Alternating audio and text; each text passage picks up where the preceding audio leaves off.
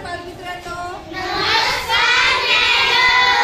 बघा आज आपण परिसर अभ्यासचा मोक्षदा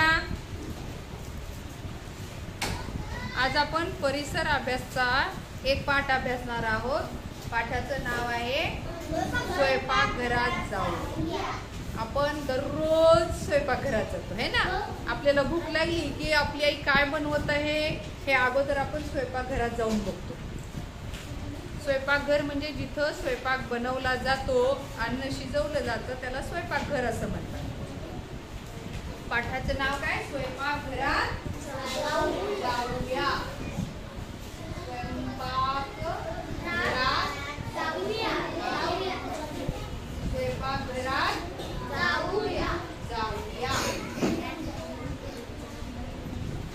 हा, स्वयंपाकघरात जाऊया. बघा पाठ कितवा आहे? 14वा. ओके, लक्ष द्या थोडस.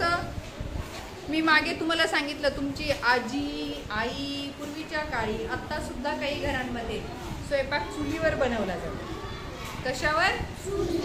चुलीवर. चूल पाहिले सर्वांनी? हो. आणि थोड्या दिवसा अगोदर म्हणजे काही वर्षांपूर्वी स्वयंपाक शेगडीवर, स्टोव्हवर, नंतर मग करंटवरच्या शेगडीवर असं वेगवेगळ्या प्रकारे त्याच्यामध्ये बदल झाला. गणेश उभं राहा. गणेश काय चाललंय? लक्ष दे इकडे. बस खाली. लक्ष दे. बघा आपण अन्न पदार्थ का शिजून खातो बरं? आपण बी जसं जंगलातले प्राणी कच्चं खातात तसं आपण बी कच्चं खायला पाहिजे. हा, कोण सांगतंय? सरळ बस राजवे. आपण अन्न पदार्थ शिजवून का खातो? माहित नाही? विचार करा. शिजवून का खातो? कच्चं खायला पाहिजे.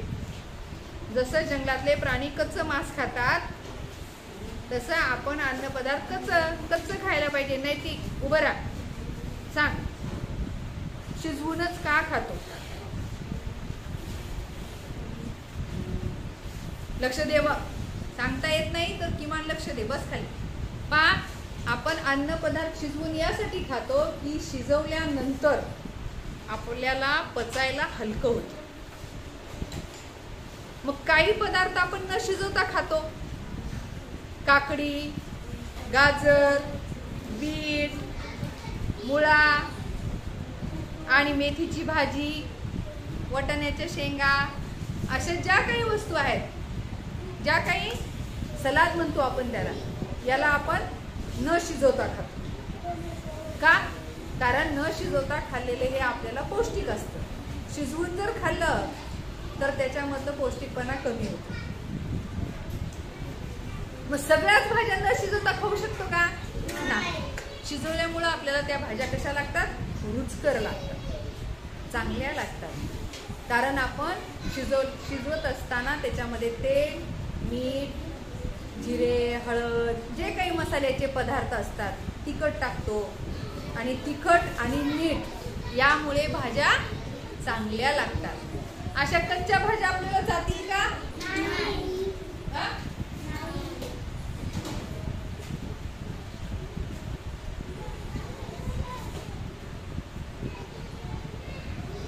कच्च्या भाज्या आपल्याला अजिबात चांगल्या लागत नाही. आणि काही भाज्या आपण मुद्दाम काय करतो? शिजवून आणि त्याला टेस्टी रुचकर बनवून खातो. पुढे बघा, लोक आपल्या आवडीनुसार आहारामध्ये वेगवेगळ्या भाज्या खातात.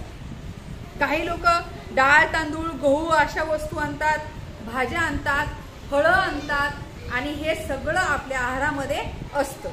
काही लोक अंडी, मांस, मटण असं खातात. कारण प्रत्येकाचं अन्न कसं आहे? वेगवेगळं. मी अंडी खात नाही म्हणून सगळेच अंडी खाणार नाहीत असं असेल का? नाही. ती ज्याची त्याची काय आहे? आवड आहे. एखाद्याला मुलाला मच्छी आवडतात म्हणून दुसऱ्याला आवडतील असं आहे का? नाही.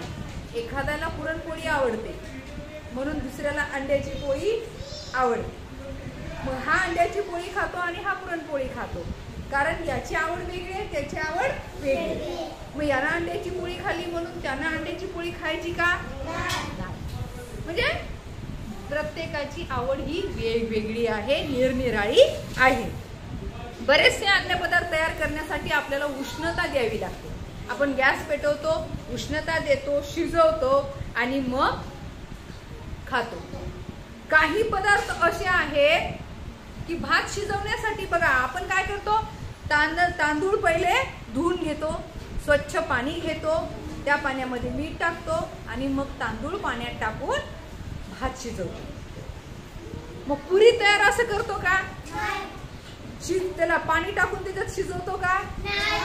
तसं केलं तर काय होईल? सगळा गाळच होईल. म्हणून पुरी करत असताना पाण्यात न टाकता ती तेलात टाकून तळून घेतात. मग काही पदार्थ बघा, पुरी असतील, भजे असतील, भजे असं पाण्यात सोडल्यावर भजे होतील का? नाही होणार.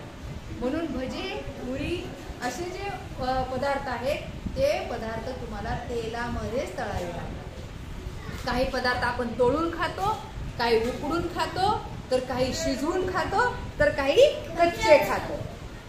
मग तळून कोणकोणते खातो? पुरी आलं, भजे आलं, नाही ना? हा, वडा आलं, वडे आले. हा, उकडून कोणकोणते पदार्थ खातो आपण? उकडून कोणते पदार्थ खातो? मोदक, इडली उकडूनच खातो ना. ढोकळा, बरोबर आहे. हे पदार्थ आपण उकडून खातो. उकडून म्हणजे त्याला फक्त वाफ देऊ. तर अन्न पदार्थ उष्णता देऊन बनवल्यामुळं पचायला हलके होतात, अधिक खमंग, खायला खमंग लागतात आणि रुचकर होतात. सगळेच अन्न पदार्थ उकडून खातो का मग?